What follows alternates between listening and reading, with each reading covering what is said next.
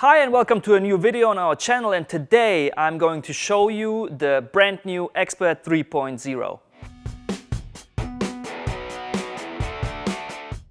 The concept of the Xbutton is very simple and self-explanatory. Basically, you have 4 different corners with different settings behind them, and there you can reach with 4 different buttons. In the middle you have the click wheel where you can navigate through the synergic line.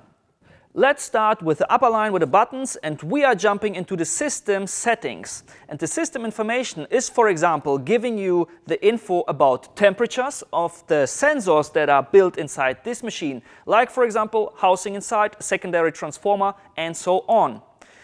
If we go on the system settings, you can choose between several languages that you like to have your control panel.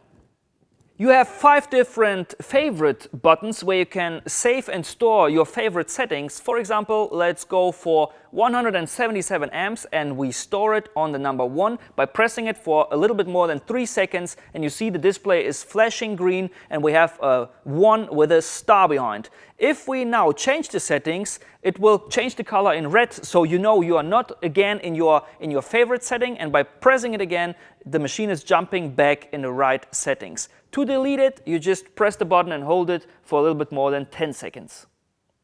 The button for the gas test is exactly doing what it should do. It just starts to flow gas through your torch. We have a timer about 20 seconds, and if you want to stop it manually, you just press it again.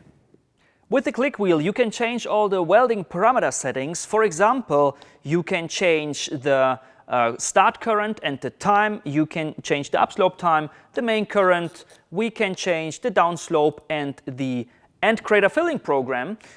If it is too much for you because your welding task is very simple, you can disable these functions very simple by entering the quick menu, and here you can just disable the information you don't need on a display.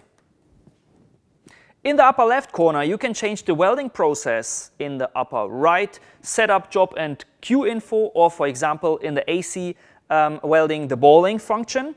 On the below right side you have the pulse functions that you can change, and on the left side 2-stroke, 4-stroke or spot arc, for example. In the DC version of the machine you don't have the functionality of balling or the AC special pulse, for example.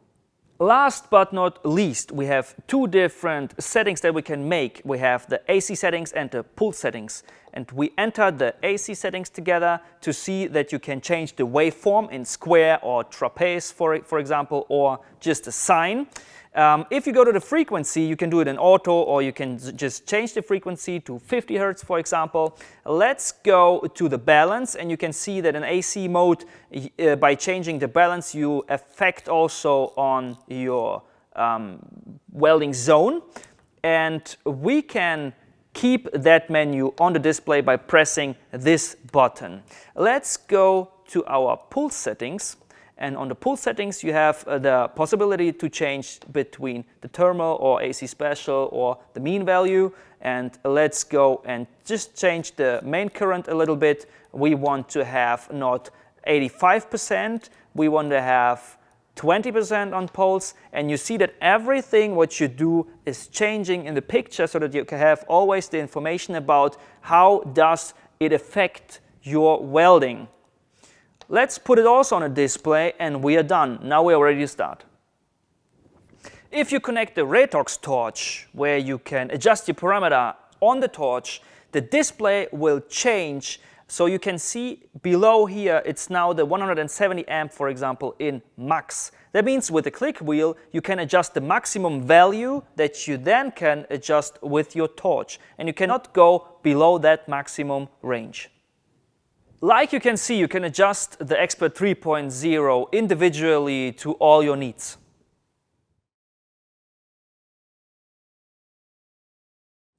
If you want to have more information about the Tetrix XQ, then just click here. Leave a like and please let us know in the comment section below what you want to know about the Tetrix XQ.